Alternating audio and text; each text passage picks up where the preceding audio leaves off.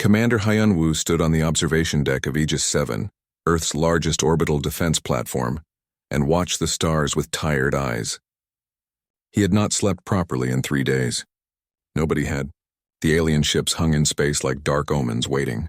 2 fleets, 2 different empires. Both wanted Earth. The first ship had arrived 6 days ago. It came through a fold in space that made every sensor on the planet scream warnings. The vessel was massive, bigger than anything humanity had ever built. Its hull was smooth and silver, reflecting Earth's blue light like a mirror. The Valtesh had announced themselves with a simple message broadcast in perfect English. Primitive species detected. Prepare for evaluation. Dr. Minji had been excited at first. She was Earth's best xenolinguist, the person who studied alien languages and cultures.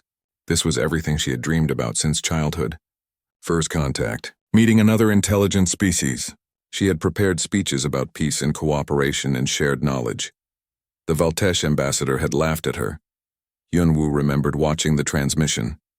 The alien was tall and thin, with skin that shimmered like oil on water. It had too many joints in its arms and legs. Its face was almost human, but not quite, sitting in that uncomfortable space that made people feel uneasy. The ambassador had listened to Minji's careful words about friendship between species, about learning from each other, about building a better future together. Then it had smiled with too many teeth. "You are children playing with fire," the ambassador had said. "Your technology is crude. Your weapons are toys. Your understanding of the universe is laughable. The Valtesh Concordat claims this sector of space. You will accept our protection, learn our ways, and serve our interests. This is not negotiable." Minji had tried to argue. She had explained that Earth was an independent world, that humanity had rights, that they could contribute as equals to galactic civilization. The ambassador had simply turned off the communication without another word. But that was not the worst part. The worst part came 2 days later when the second fleet arrived. The Dren hegemony came with warships that bristled with weapons. Their ships were dark and angular, built for war and nothing else. Their commander did not even pretend to be diplomatic. "Humans," the Dren transmission had begun. "You are now in contested space. The Valtesh claim you. We claim you. Your world sits on valuable resource routes. You have 72 hours to choose which empire you will serve. Choose wisely. Choose us. The Valtesh will make you into slaves. We will make you into soldiers. At least soldiers die with honor." The transmission had ended with footage of other worlds the Dren had conquered, cities burning, species fleeing, populations being rounded up and shipped away to fight in wars they did not understand. Lieutenant Yunji had watched the footage without expression. She was the tactical operations officer, responsible for planning Earth's defense. When the transmission ended, she had turned to Hyun-woo with cold eyes. "They think we will choose one of them," she had said quietly. "They think we will beg for the privilege of being conquered." Hyun-woo had nodded slowly. "What are our options?" "We fight," Yunji had replied. "Or we surrender. There is no third choice." Captain Do-hyun had laughed at that. He was young for a captain, only 29 years old, but he was the best pilot humanity had ever produced. His prototype warship Indomitable was fast and deadly, equipped with experimental weapons that had never been fully tested. "Fight?" Do-hyun had said with a wild grin. "Fight with what? They have hundreds of ships. We have maybe 30 that can actually fight in deep space. They have energy shields we cannot penetrate. They have weapons that can crack planets. This is not a fight. This is suicide." "Then we die fighting," Yunji had answered simply. The debate had gone on for hours. Earth's unified government had argued back and forth. Some wanted to surrender to the Valtesh, believing they were at least civilized. Others wanted to choose the Dren, thinking military service was better than slavery. A few optimistic voices suggested playing the two empires against each other, hoping they would fight over Earth and leave humanity alone. Minji had been the one to find the intercepted communication. She had been analyzing alien transmissions, trying to learn everything possible about their technology and culture. What she discovered made everyone go quiet. The Valtesh and Dren were talking to each other. They had made a deal. They would both approach Earth with ultimatums. Whichever empire humanity chose would get Earth. The other would get compensation elsewhere. If humanity refused to choose, both empires would attack together and split Earth's resources between them. It was all theater. All manipulation. They were treating Earth like two merchants haggling over merchandise. They think we are stupid, Minji had whispered, staring at the translation. They think we are too primitive to intercept their communications. Too primitive to understand their game. Hyunwoo had felt something cold settle into his chest at that moment. It was not fear exactly. It was clarity. These empires did not see humanity as people. They saw resources. They saw territory. They saw primitives who would roll over and accept conquest because they had no other choice. They were wrong. Earth's government had made its decision that night. The president's speech was broadcast to every nation, every city, every home on the planet. People of Earth, the president had said, her voice steady despite the fear in her eyes. We have been given an ultimatum by two alien empires. They want us to choose which of them will conquer us. They believe we are too primitive to resist. They believe our weapons are toys and our courage is nothing compared to their advanced technology. They are wrong. Humanity has faced extinction before. We have faced ice ages and plagues and wars that nearly destroyed us. We have survived. We have thrived. We have reached for the stars despite every obstacle. And now, when forces beyond our world tell us to kneel, we have only one answer. No. We will not surrender. We will not choose between masters. We will fight. And if we fall, we will make them remember the day they dismissed Earth as primitive. The speech had been simple, direct, honest. And across the planet, something changed. Old rivalries were forgotten. Old grudges were set aside. Every nation began contributing everything they had. Weapons, ships, resources, people. Now, 3 days later, Hyunwoo watched both alien fleets holding position near Earth's orbit. They were waiting for humanity's answer. They expected surrender. They expected humans to beg and plead and bargain. "Commander," a voice said behind him. It was Minji. She looked exhausted but determined. "We have finished analyzing their shield frequencies." Yunji was right. Their technology is optimized for fighting other energy-based civilizations. They have never fought anyone who still uses kinetic weapons. Kinetic weapons, Hyunwoo repeated slowly. You mean bullets, missiles, physical projectiles? Primitive weapons, Minji said with a thin smile. Yes. Yunji appeared beside them, datapad in hand. We have converted every civilian spacecraft into weapon platforms. We have seeded the asteroid belt with mines. We have armed every satellite. And Doyeon has volunteered to lead the first strike. First strike? Hyunwoo turned to face her. They expect us to defend Earth, Yunji explained. They expect us to huddle around our planet and wait for them to attack. So we will do the opposite. We will hit them first, hard, before they are ready. Hyunwoo looked back at the stars, at the alien fleets hanging in space like wolves waiting for prey to show weakness. He thought about humanity's history, about every time his species had been told they could not do something, about every impossible obstacle they had overcome. Send the message, he said quietly. Tell them we have made our choice. What should the message say? Minji asked. Hyunwoo smiled without humor. Tell them Earth chooses neither empire. Tell them we choose ourselves. And tell them if they want our world, they will have to take it from our burning hands. The message was sent. Both alien fleets received it simultaneously. There was silence for exactly 12 seconds. Then both fleets began moving toward Earth, weapons charging, shields activating. The war had begun. The world had 48 hours. 48 hours before the alien fleets would arrive at Earth with weapons ready to fire. 48 hours to prepare for a war that nobody believed humanity could win. Hyunwoo had not left the command center since sending the message. His uniform was wrinkled and his eyes burned with exhaustion, but he could not rest. Every second mattered now. Every decision could mean the difference between survival and extinction. Show me what we have, he told Yunji, who stood beside a massive display screen showing Earth's orbital space. Yunji touched the screen and dozens of icons appeared. Blue for human vessels. Red for the approaching alien fleets. There was a lot more red than blue. 32 military spacecraft capable of combat. Yunji began, her voice flat and professional. 18 are older models with limited weapons. 14 are modern, including Dohyun's Indomitable. We have 12 orbital defense platforms like Aegis 7. We have approximately 200 satellites that we have converted into missile platforms. And they have? Hyunwoo asked, though he already knew the answer. The Valtesh fleet has 200 warships. The Dren have 400. Both fleets are more advanced than anything we possess. Their shields alone would take sustained fire from all our weapons for hours to penetrate. The numbers were crushing. Even a child could see that humanity had no chance in a fair fight. Then we do not fight fair, Hyunwoo said. Yoonji smiled coldly. Exactly what I was thinking. Across the planet, humanity worked like it had never worked before.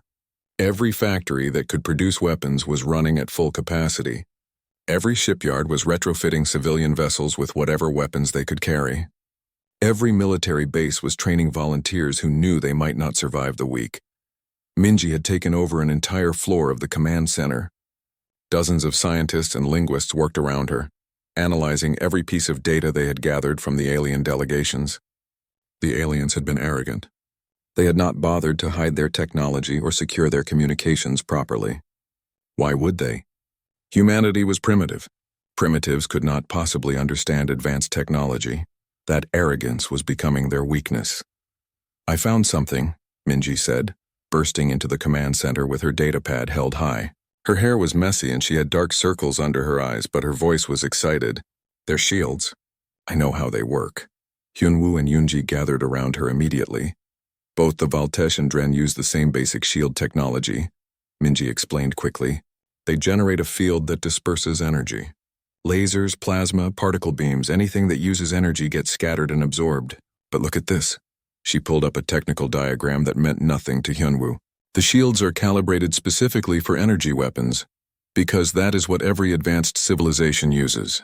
They have not fought anyone using physical projectiles in centuries. Physical projectiles, Hyunwoo repeated slowly. You mean bullets? Missiles with solid warheads, exactly. Their shields will slow down physical objects but not stop them completely.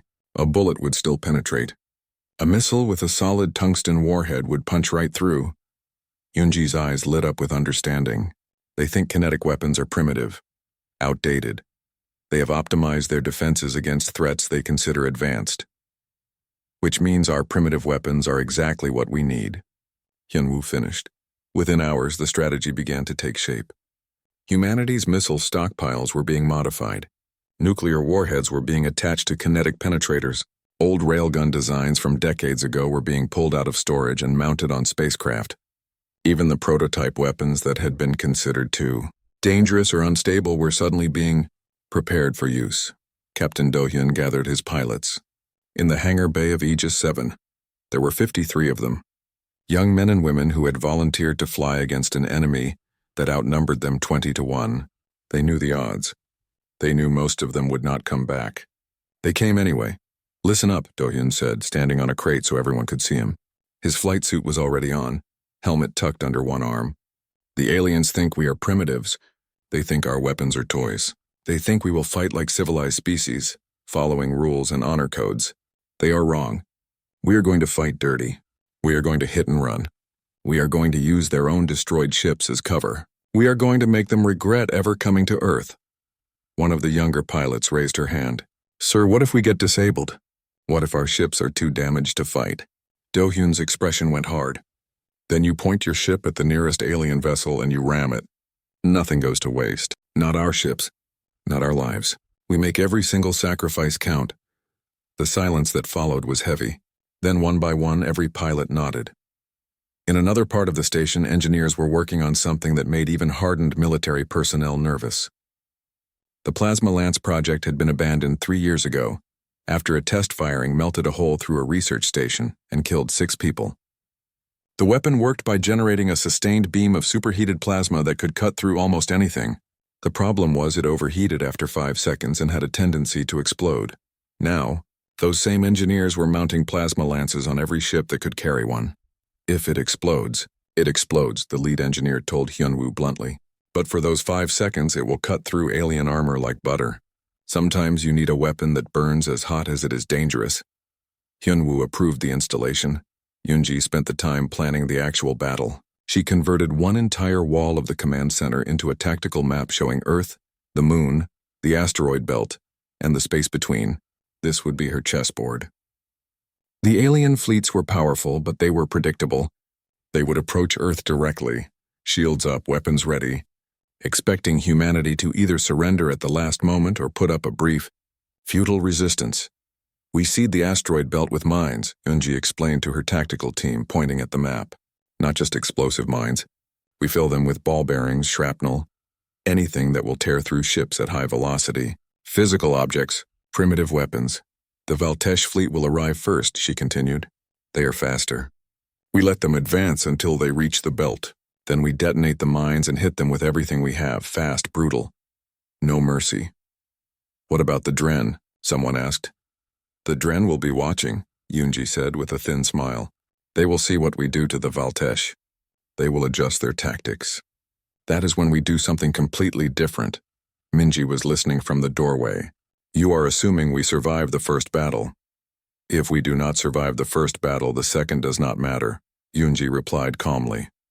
The hours ticked away. Humanity worked frantically, desperately, brilliantly. Old weapons were given new purpose. New weapons were tested in the field. Volunteers lined up faster than ships could be prepared. Everyone knew what was at stake. Everyone knew the odds. Nobody backed down. Hyunwoo found Minji on the observation deck late that night. She was staring at Earth, watching the blue and green planet turn slowly beneath them. I wanted first contact to be beautiful, she said quietly, without turning around. I wanted to learn from them, share with them, build something together. I know, Hyunwoo replied. Instead, we are preparing to kill them by the thousands. They did not give us a choice. Minji turned to face him. Her eyes were wet, but her voice was steady. Do you think we can actually win? Hyunwoo was silent for a long moment. Commanders were supposed to be confident. They were supposed to inspire their people with certainty and strength. But Minji deserved honesty. I think we can make them bleed, he said finally. I think we can make them pay for every kilometer of space they take. I think we can show them that primitives are dangerous when cornered. Will that be enough to win? I do not know, but it will be enough to make them remember us. Minji nodded slowly. Then let us make them remember. The final hours passed in a blur of preparation and anticipation. Weapon systems were armed. Ships moved into position. Mines were deployed throughout the asteroid belt. Every person on every station and ship knew their role. Humanity had never been so unified, never been so focused, never been so ready to fight. On the command deck of Aegis 7, Hyunwoo watched the sensors as the Valtesh fleet dropped out of their faster-than-light travel. 200 silver ships appeared in formation, shields shimmering, weapons charging. They advanced toward Earth with the confidence of predators approaching helpless. Prey, all ships report. Ready, Yunji said from her station. Doyun is in position with the fighter wing. Another officer reported. Mines are armed and waiting. For your signal, a third added. Hyunwoo took a deep breath. This was it. Humanity's first real battle with an alien empire. Win or lose, nothing would ever be the same after today. Hold positions, he ordered quietly. Let them come. Let them think we are afraid. Let them get comfortable. The Valtesh fleet continued advancing. They were in no hurry. Why would they be? They had all the time in the world. That was their second mistake. Their first had been dismissing humanity as primitive. Commander, Yunji said, her voice tight with anticipation. They are entering the belt. Hyunwoo watched the red icons move deeper into the asteroid field where thousands of mines waited in silence. The asteroid belt exploded. Thousands of mines detonated simultaneously, filling space with clouds of metal fragments, ball bearings, and shrapnel. The debris expanded outward at incredible speeds, slamming into the Valtesh fleet like invisible hammers. Their energy shields flickered and struggled against the physical impacts. Some shields held, many did not. The first Valtesh ship to die was a destroyer near the front of the formation. A cloud of tungsten pellets tore through its shield and ripped open the hull in a dozen places. Atmosphere vented into space. The ship went dark and began tumbling. Direct hit, Yunji reported, her voice cold and focused. 17 confirmed shield failures. 9 ships disabled. All fighters engage now, Hyunwoo ordered. From hiding positions behind asteroids and disabled satellites, humanity's fighter wing burst into action. Dohyun led them personally, his ship indomitable, streaking toward the confused Valtesh formation. His weapons were simple compared to alien technology. Missiles with solid warheads, a railgun that fired metal slugs at a fraction of the speed of light, a plasma lance that would probably explode if he used it too long. Primitive weapons. Deadly weapons, follow me, Do-hyun shouted into his communication system. Hit the ships with failed shields first. Make every shot count. His targeting computer locked onto a Valtesh cruiser that was still recovering from the mine blast. The ship's shield was down and its crew was probably scrambling to restore power. Do-hyun fired his railgun. The tungsten slug crossed the distance in less than a second and punched through the cruiser's hull. Then he fired his missiles, all 6 of them. They impacted along the same breach, tearing deeper into the ship's interior. The cruiser exploded from the inside out. Do-hyun flew through the debris cloud without slowing down. Behind him, 52 other human fighters attacked with the same desperate fury. They targeted weak points. They exploited shield failures. They fired and moved and fired again, never staying in one place long enough for the Valtesh to target them effectively. The Valtesh fleet tried to respond, but they were in chaos. Their formation had been broken by the mine blast. Their shields were optimized for energy weapons and were struggling against solid projectiles. Their commanders were shouting contradictory orders, unable to believe that primitives were actually hurting them. All platforms, fire, Hyunwoo commanded. From orbit around Earth and hidden positions throughout the belt, 200 converted satellites opened fire. Each one carried between 4 and 12 missiles. Not sophisticated missiles with guidance systems and electronic countermeasures. Simple missiles with solid warheads and chemical propulsion. Primitive technology that the Valtesh had stopped defending against centuries ago. The missiles swarmed toward the Valtesh fleet in waves. Some were shot down by defensive weapons. Many were not. They impacted against shields and hulls with brutal force. Each impact was small, but there were so many impacts, hundreds, then thousands. A Valtesh battleship took 17 missiles to its forward shield. The shield collapsed. 3 more missiles struck the bare hull and detonated. The battleship's front section crumpled like paper. They are trying to regroup, Yoonji reported, watching her tactical display. The rear ships are pulling back to form a defensive formation. Do not let them, Hyunwoo said. Do-hyun, pursue. Do not give them time to think. Do-hyun heard the order and grinned inside his helmet. This was exactly the kind of fight he loved. No rules, no honor. Just speed and violence and making the enemy pay. All fighters with me, he called out. We are going deep. He pushed his ship's engines to maximum and dove toward the heart of the Valtesh fleet. It was insane. It was suicidal. It was exactly what the enemy would not expect. His fighter wing followed him without hesitation. The Valtesh defensive weapons opened fire. Energy beams and plasma bolts filled the space around the human fighters. 3 fighters were hit and destroyed instantly. 2 more were damaged and fell back. But the rest kept coming, weaving through the defensive fire with desperate skill. Do-hyun targeted a Valtesh command ship, one of the large vessels that coordinated the fleet's movements. His targeting computer screamed warnings at him. The command ship's shields were at full power. Its weapons were tracking him. He had maybe 5 seconds before they locked on. He activated the plasma lance. The experimental weapon came to life with a sound like tearing metal. A beam of superheated plasma shot forward from Indomitable's nose, bright enough to hurt even through filtered view screens. The beam struck the command ship's shield and burned through it like a knife through cloth. Then it struck the hull and began melting through layers of armor. Do-hyun held the trigger down for 3 seconds, 4 seconds, 5 seconds. The plasma lance was heating up. Temperature warnings flashed red across his console. 6 seconds. The beam cut deep into the command ship's interior. 7 seconds. His own ship started shaking from the heat buildup. 8 seconds. He released the trigger and banked hard to the left. The plasma lance exploded, but not violently.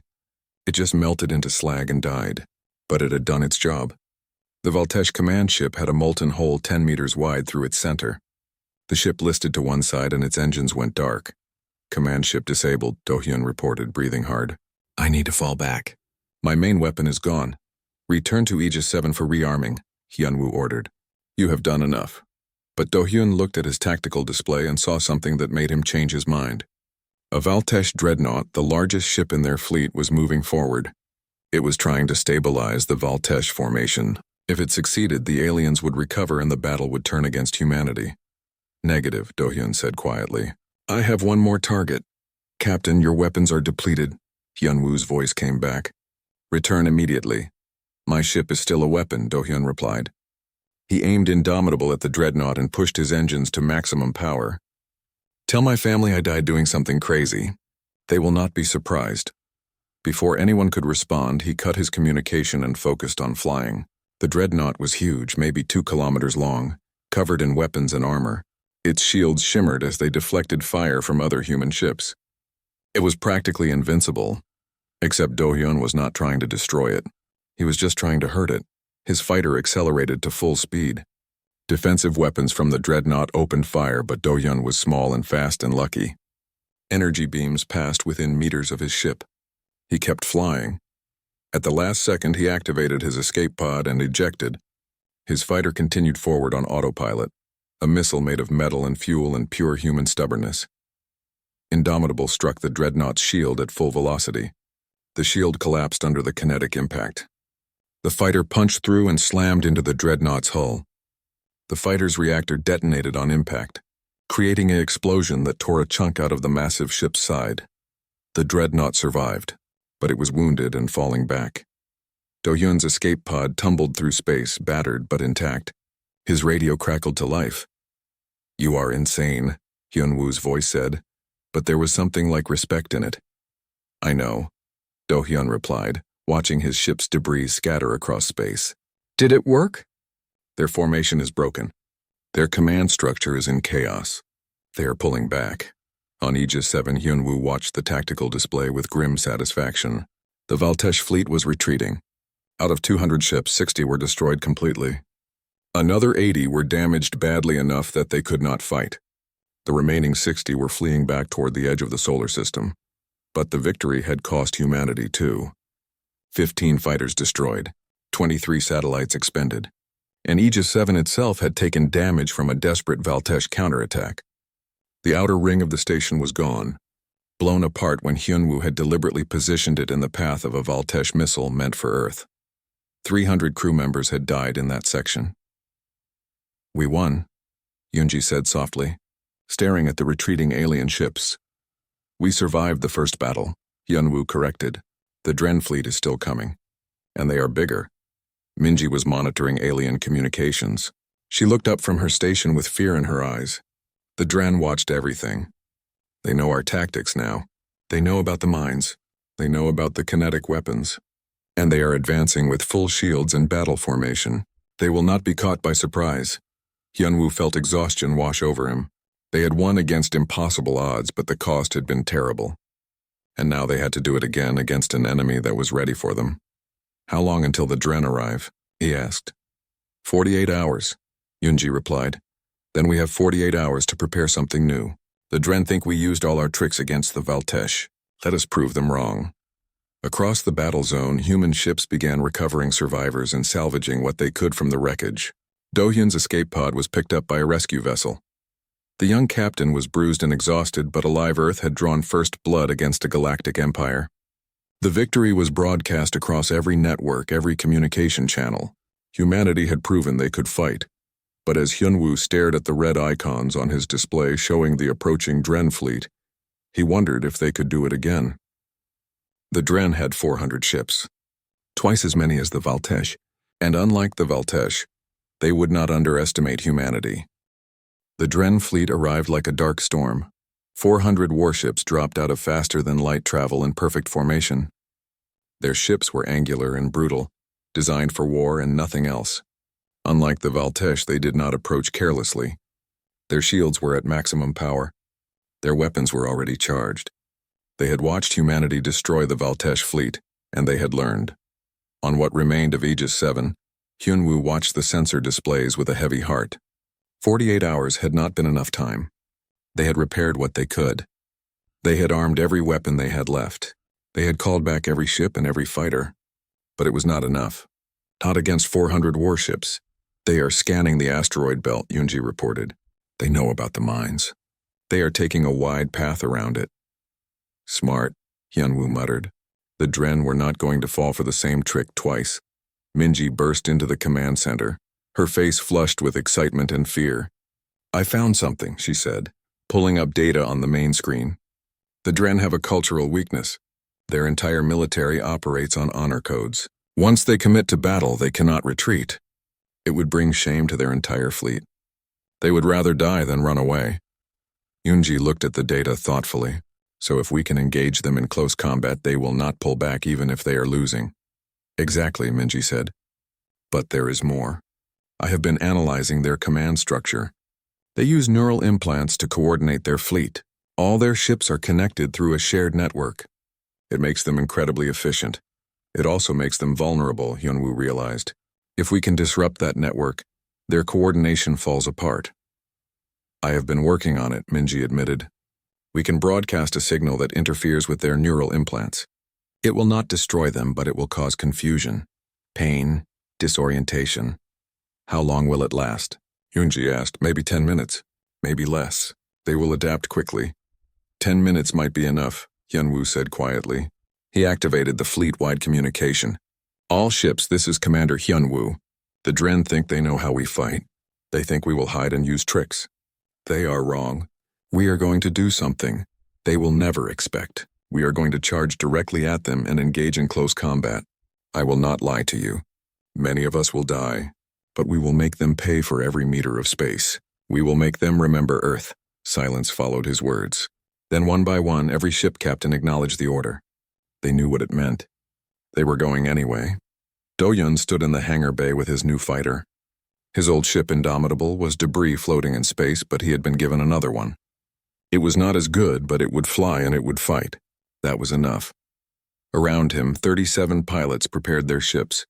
15 had died in the battle against the Voltesh. The survivors looked tired and scared, but none of them had refused to fly again. Listen, Do-Hyun said to them.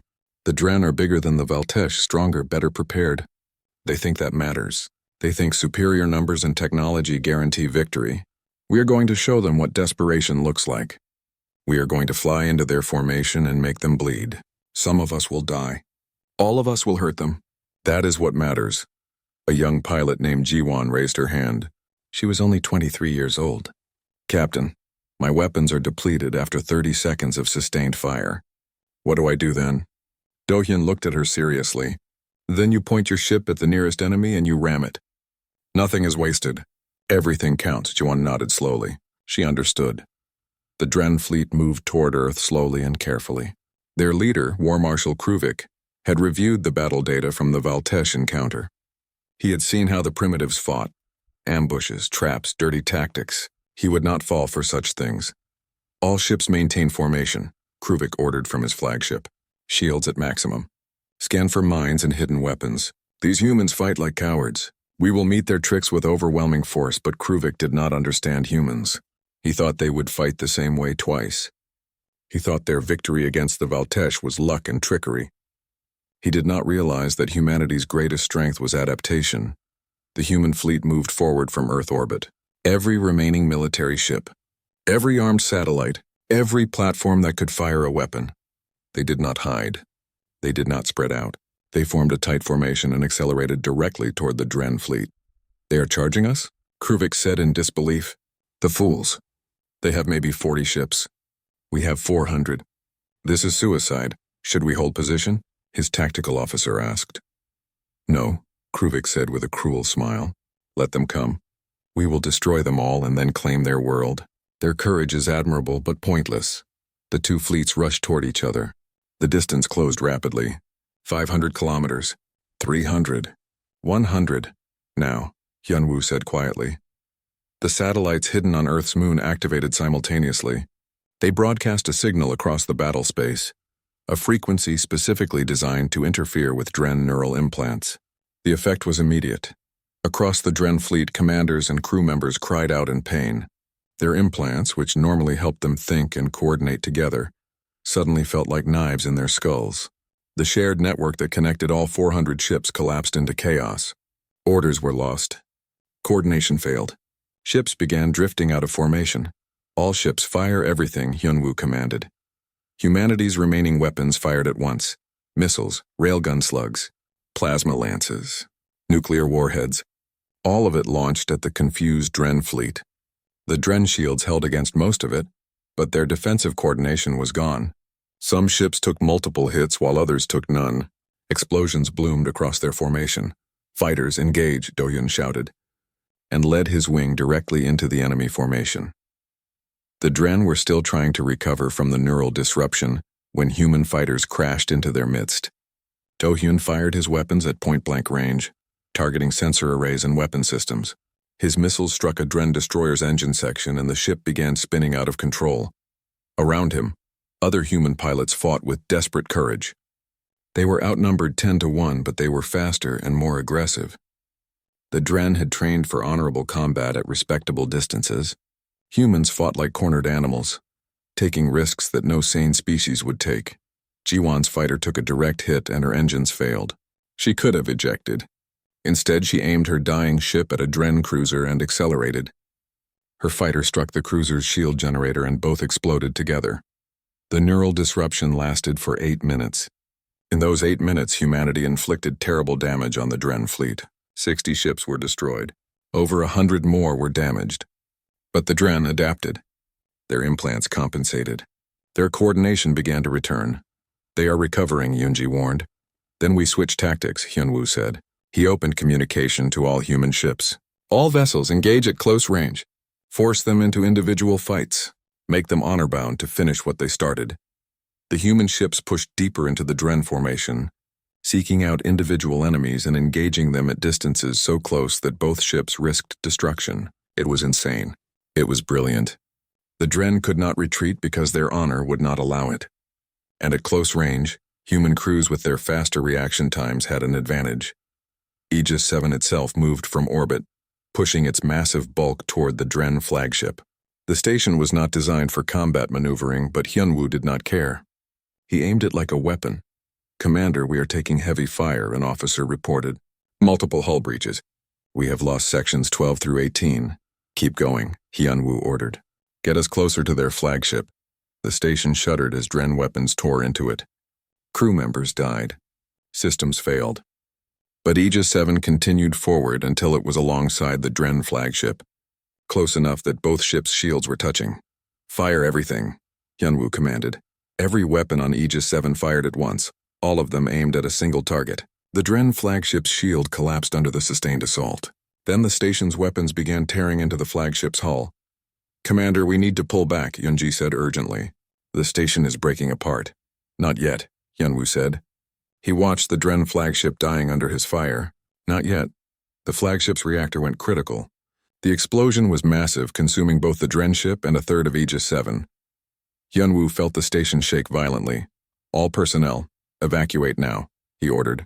"This is a direct command." Abandoned station around him, his crew hesitated. "Sir, what about you?" Yoonji asked. "I am staying," Hyunwoo said calmly. "Someone needs to keep firing our weapons. Buy time for the evacuation, now go." "That is an order." Yoonji looked at him for a long moment. Then she saluted and ran for the escape pods. Hyunwoo sat alone in the command center, his hands steady on the weapons controls. Around him, Aegis 7 was dying, but so were dozens of Dren ships. He kept firing until the station's reactor began to fail. Then he kept firing until the weapons themselves melted. When there was nothing left to fire, he sat back in his chair and watched through the viewscreen as human and Dren ships continued their brutal dance. The battle raged for 3 more hours. When it finally ended, the space around Earth was a graveyard. The silence after battle was worse than the fighting. Space around Earth was filled with debris. Pieces of human ships, pieces of alien ships, bodies floating in the void. Emergency beacons crying out for help that would come too slowly for some. Rescue vessels moved through the wreckage, searching for survivors and finding too many dead. Yoonji floated in her escape pod, watching through the small window as recovery teams worked. Her datapad showed the final count. Earth had started with 32 military ships. Now they had 7 that could still fight. They had lost 60% of their trained pilots. Aegis 7 was gone. Commander Hyunwoo was gone. Over 5,000 military personnel were dead. Another 3,000 were wounded, but they had won. The Valtesh Concordat had lost 140 ships and retreated in shame. The Dren hegemony had lost 320 ships and fled in disarray. 2 galactic empires had attacked Earth with overwhelming force, and both had been beaten back by primitives using simple weapons and desperate courage. The rescue vessel Phoenix finally retrieved Yoonji's pod. She climbed aboard, exhausted and covered in bruises from when her station had exploded around her. The crew looked at her with something like awe. "Ma'am," a young medic said, "you helped save Earth." Yoonji shook her head slowly. We all did. Everyone who fought. Everyone who died. They're the ones who saved Earth. Do-Yun was already on Phoenix, his arm in a sling and his face covered in cuts. When he saw Yunji, he managed a weak smile. We did it, he said simply. We survived, Yunji corrected. Now we have to figure out what comes next.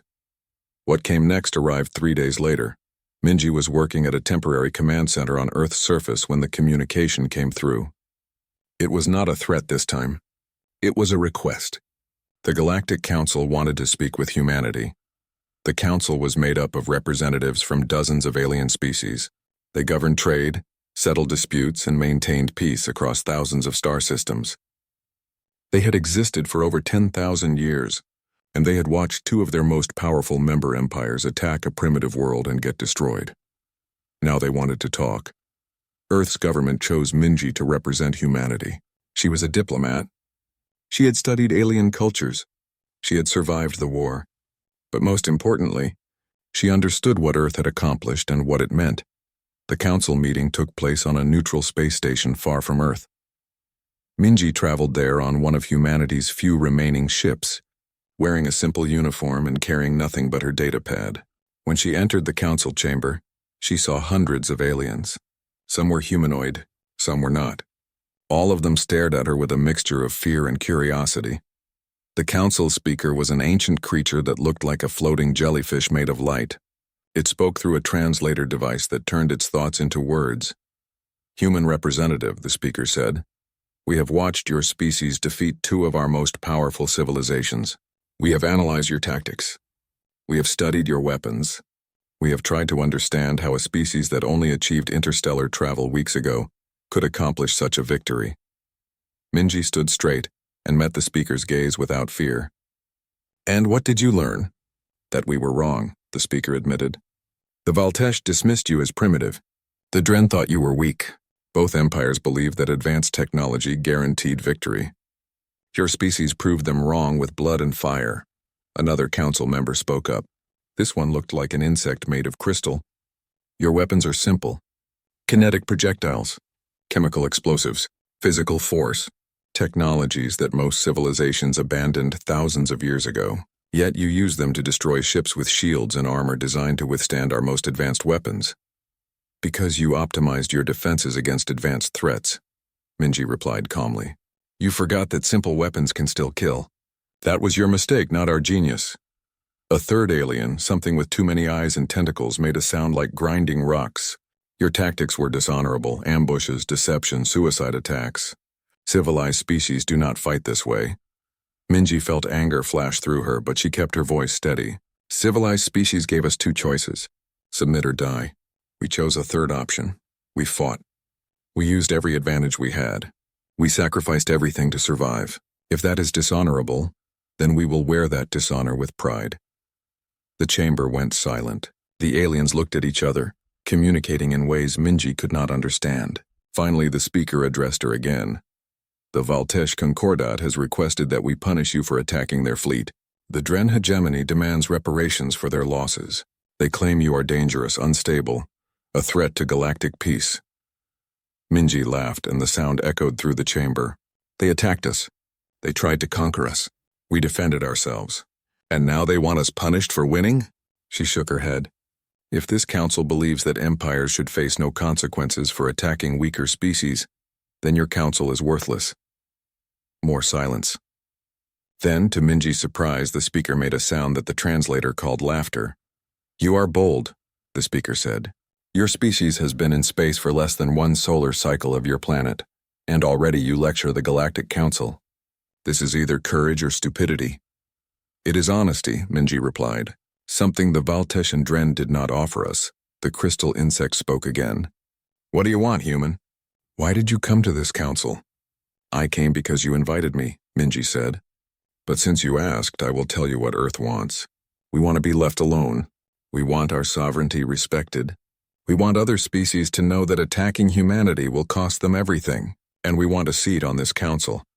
Because clearly someone needs to represent species that refuse to surrender. The chamber erupted in noise, aliens arguing in dozens of languages. Some outraged, some thoughtful, some afraid.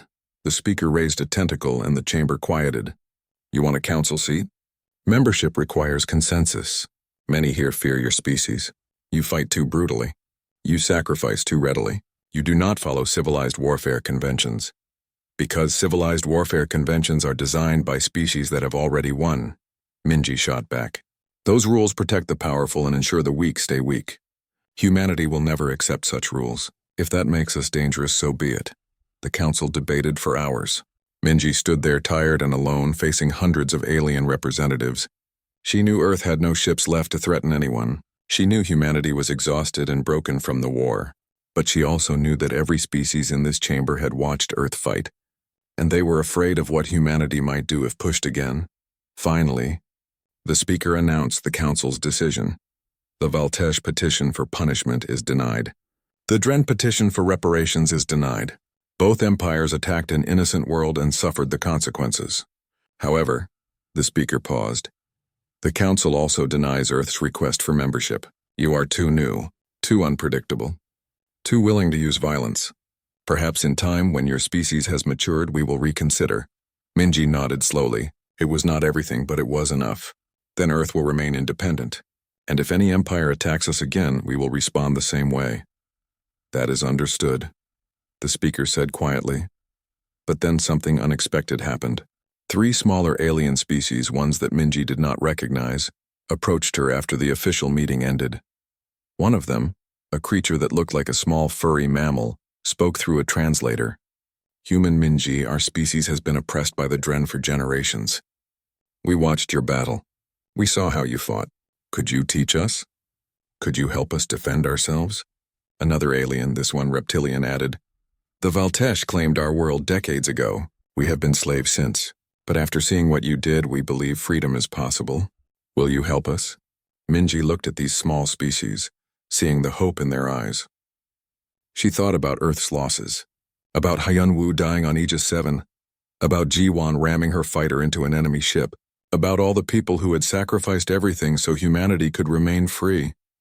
Yes, she said finally, Earth will help you. We will teach you what we know. We will show you that primitives can defeat empires. Together, we will change this galaxy. 6 months later, Earth had rebuilt. New ships were being constructed, designed around the lessons learned in battle.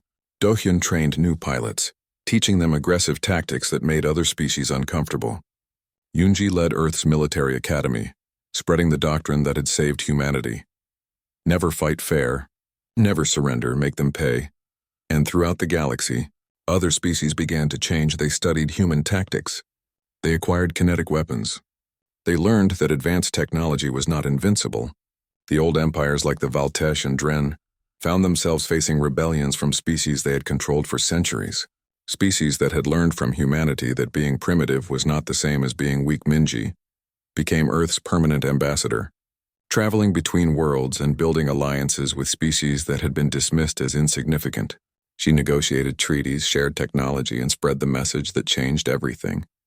You do not need to be the strongest to survive. You just need to refuse to quit. 5 years after the war, the Galactic Council formally invited Earth to join as a full member. The vote was not unanimous.